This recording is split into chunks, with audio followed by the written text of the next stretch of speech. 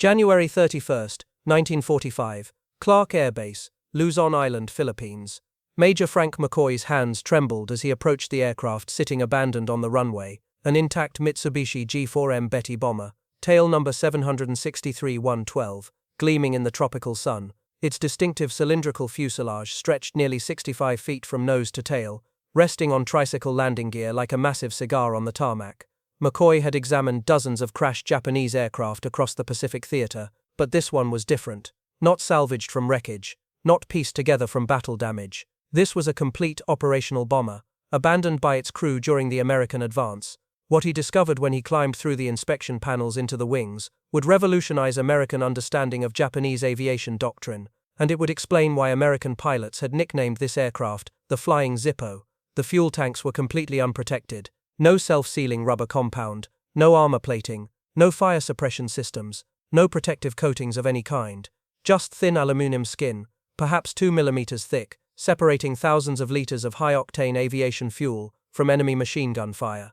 This wasn't an oversight. This wasn't a wartime shortcut. This was deliberate design philosophy. And it had cost thousands of Japanese airmen their lives. Today we're examining one of the most controversial engineering decisions in aviation history. A choice that gave Japan the longest-range bomber in the world, and simultaneously created what American fighter pilots called the easiest kill in the Pacific.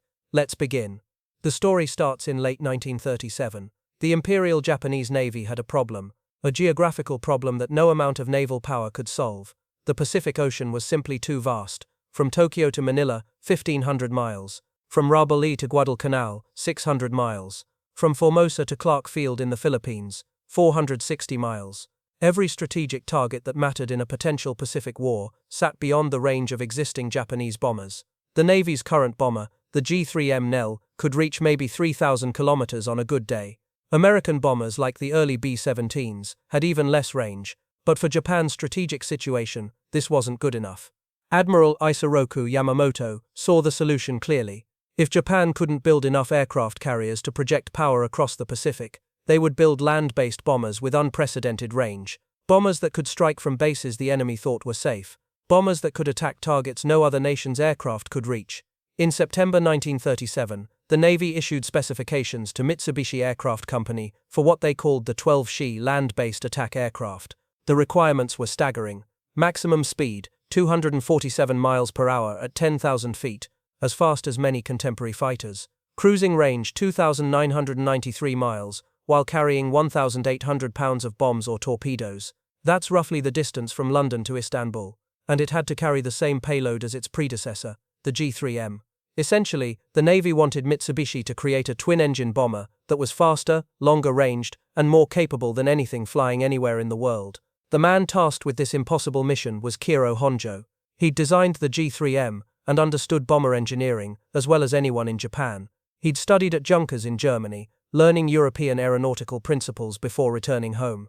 When Honjo and his team ran the calculations, they hit a wall. To achieve the required range, the bomber needed nearly 5,000 liters of fuel. That's roughly 1,300 gallons. At about 1.7 pounds per liter, you're looking at over 8,000 pounds of fuel alone. Add the aircraft structure, engines, crew, weapons, and payload, and the weight budget became a nightmare. Here's where the impossible choice emerged. American bombers in 1937 were beginning to adopt self-sealing fuel tanks. These systems used multiple layers of rubber compound that would swell and seal bullet holes on contact with fuel. The technology worked, it saved lives, but it added roughly 1,100 pounds to the aircraft's empty weight. Honjo did the math. With self-sealing tanks, armor plating for the crew, and proper defensive armament, the bomber could achieve maybe 2,000 miles of range. With unprotected tanks and minimal armor, it could reach 3,700 miles. The Navy had made their requirements clear. They wanted range, they wanted speed, they wanted the capability to strike anywhere in the Pacific theater. Honjo made the decision that would define the G4M throughout its service life. Protection would be sacrificed for performance. Every kilogram saved would be invested in fuel capacity and achieving the Navy's specifications. The fuel tanks would be unprotected aluminium construction. The crew positions would have minimal armor. The defensive armament would be lighter than American standards. Everything that didn't directly contribute to range and speed was eliminated. This wasn't ignorance. Japanese engineers knew exactly what they were giving up. They calculated the vulnerabilities. They understood that combat damage to the wings would likely prove catastrophic. But they also knew that the Navy's requirements could not be met any other way with 1937 technology. The choice was between an aircraft that met performance specifications with known vulnerabilities, or an aircraft that failed to meet requirements but offered better protection. The Navy had demanded performance. Honjo delivered performance. Now here's a question worth considering. Was this the right choice? Given what Japan knew in 1937, given their strategic situation, given the technology available, could they have made a different decision? Think about that. Because the answer isn't as obvious as it might seem. The first G4M prototype flew on October 23. The aircraft exceeded every performance requirement the Navy had specified. Speed 266 miles per hour. Range over 3,700 miles with a full bomb load. Service ceiling, nearly 30,000 feet. Payload capacity, 1,800 pounds of bombs or one Type 91 aerial torpedo. By the numbers, it was magnificent. The longest range bomber in the world, faster than most contemporary bombers, capable of striking targets that enemy forces believed were completely safe from air attack. Production began in April 1941. By December, approximately 180 G4M bombers were in service with the Japanese Navy. They would see combat within hours of Pearl Harbor. December 8, 1941. 2 hours before dawn, 82 Betty bombers lifted off from airfields on Formosa, their target Clark Field in the Philippines, 460 miles away, a distance no American bomber could match at that stage of the war. The formation arrived at 12:35 p.m., flying at 20,000 feet, well beyond the reach of American anti-aircraft guns. 636 bombs rained down on the runways and facilities. Minutes later, Zero fighters swept in at treetop level, destroying every aircraft that had survived the bombing run. In 45 minutes, American air power in the Philippines had been effectively eliminated. Of 17 B-17 flying fortresses on the ground, 12 were destroyed outright. Nearly every P-40 Warhawk fighter was reduced to burning wreckage. The Betty bomber had announced its arrival in dramatic fashion. 2 days later, on December 10, the Betty achieved something even more spectacular. 26 G4M bombers, along with older G3M models, attacked Force Z, a British naval task force built around the battleship HMS Prince of Wales and the battlecruiser HMS Repulse. The attack began at approximately 12:20 p.m. Japanese bombers approached in coordinated waves, their torpedo runs executed with precision that stunned British observers. The Betty bombers carried Type 91 aerial torpedoes, each weighing 1,850 pounds with a 450-pound warhead. HMS Prince of Wales, a brand new battleship displacing 43,000 tons and representing the cutting edge of British naval power, took at least 6 torpedo hits. The underwater explosions ripped massive holes in the ship's hull. Damage control efforts were overwhelmed. The battleship began listing severely. HMS Repulse, a World War I-era battlecruiser that had been modernized in the 1930s, absorbed at least 4 torpedo hits while attempting to evade the attacking aircraft. Both capital ships capsized and sank within 2 hours of the initial attack. 841 British sailors died. For the first time in naval history, capital ships actively defending themselves had been sunk solely by air power, while in the open sea, the impossible had become reality, and the Betty bomber had made it happen. Winston Churchill would later write in his memoirs, "In all the war, I never received a more direct shock. As I turned over and twisted in bed, the full horror of the news sank in upon me. Over all this vast expanse of waters, Japan was supreme, and we everywhere were weak and naked." Through early 1942, Betty bombers seemed to operate with impunity across the Pacific. They struck Darwin, Australia, from bases 1,500 miles away. They attacked Port Moresby from airfields across New Guinea's mountain ranges. They hit Guadalcanal from Rabaul, projecting Japanese air power across vast ocean expanses. The Betty's operational range gave Japanese forces strategic flexibility that Allied commanders struggled to counter. American fighters based at forward positions lacked the range to intercept Betty bombers departing from distant bases. Allied airfields came under attack from Japanese bases that were themselves beyond Allied striking range. For 6 months, the Betty bomber was exactly what Admiral Yamamoto had envisioned, a weapon that could strike anywhere, anytime, from bases the enemy couldn't touch. But this advantage depended entirely on one critical factor: limited Allied fighter opposition. When Betty formations could strike without interception, when they could approach targets at high altitude beyond anti-aircraft range, when they could deliver weapons and depart before fighters arrived, the aircraft was devastatingly effective. Those conditions characterized operations during the first half of 1942, when Allied air strength remained limited and dispersed. But by mid-1942, everything changed. August 8, 1942, Guadalcanal.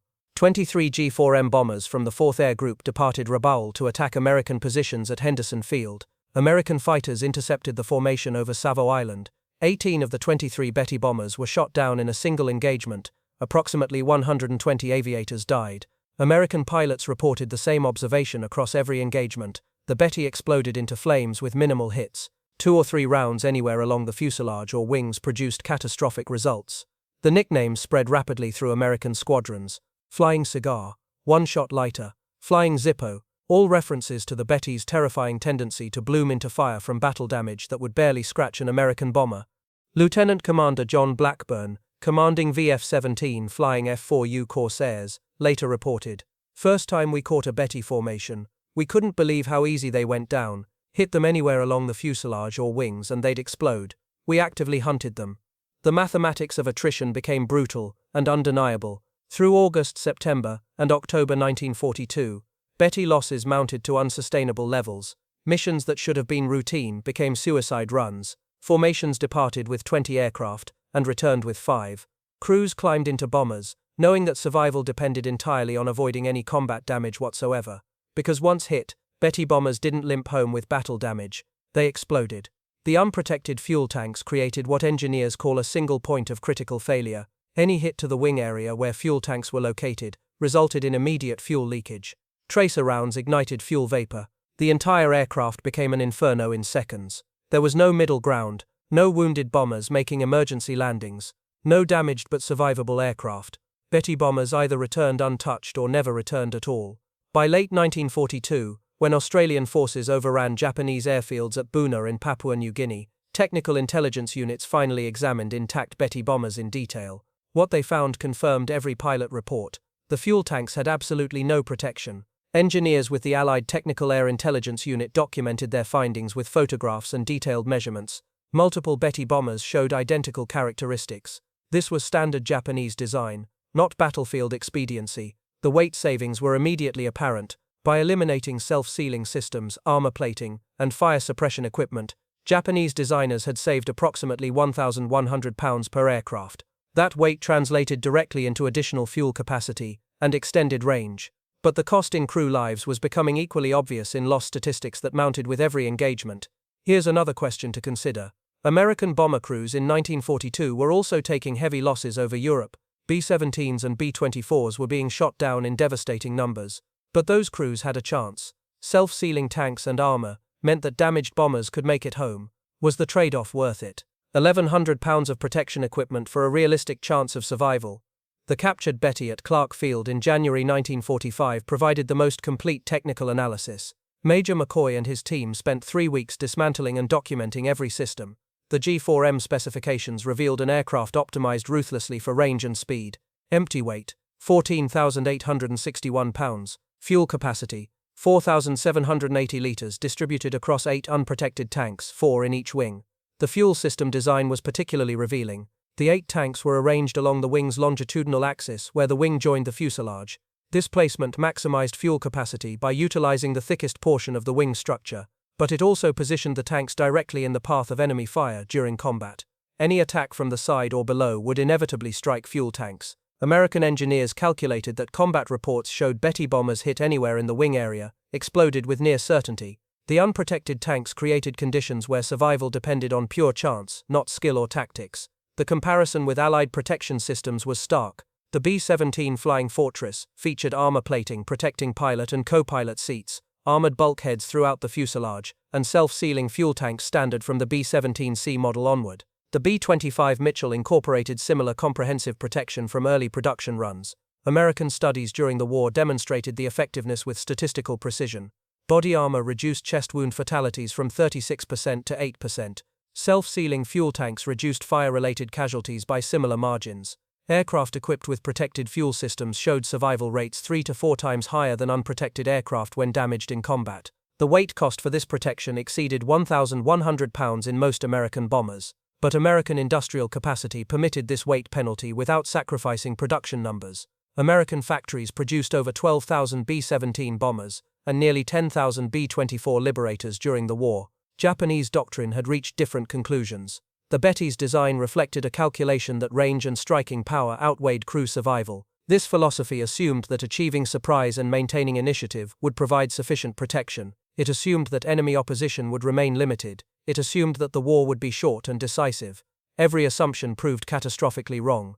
By mid-1942, American fighter strength increased to levels that made Betty interception routine. By late 1942, American pilots had learned to exploit every Betty vulnerability. By 1943, Betty formations suffered such devastating losses that missions became suicide operations. Japanese engineers attempted modifications. Starting with the 603rd aircraft produced in March 1943, 30mm rubber sheets were installed beneath wing surfaces, where fuel tanks were located. These sheets were not true self-sealing tanks, just a compromise measure, adding minimal weight while providing limited protection against fuel leakage. The modification reduced top speed by about 6 miles per hour. Maximum range decreased by roughly 200 miles, but crew survival rates showed no significant improvement. The rubber sheets could slow fuel leakage from small caliber hits. They could not prevent fires from larger rounds or cannon shells. They could not stop explosions when tracers ignited fuel vapor. Japanese designers attempted more comprehensive protection with the G4M Model 3, introduced in October 1944. This variant featured actual self-sealing fuel tanks, with capacity reduced to accommodate the protective material. The modification reduced maximum range by over 1,200 miles compared to the original G4M Model 1. Approximately 60 to 90 G4M Model 3 aircraft were produced by war's end. The modification came too late, and in too limited numbers to affect the Betty's combat record. By late 1944, American air superiority was so complete that no level of fuel tank protection would have permitted Betty bombers to operate effectively. The mathematics of the Betty's war were written in fire and loss. Total production reached approximately 2,416 aircraft across all variants. Of those, only a handful survived to war's end.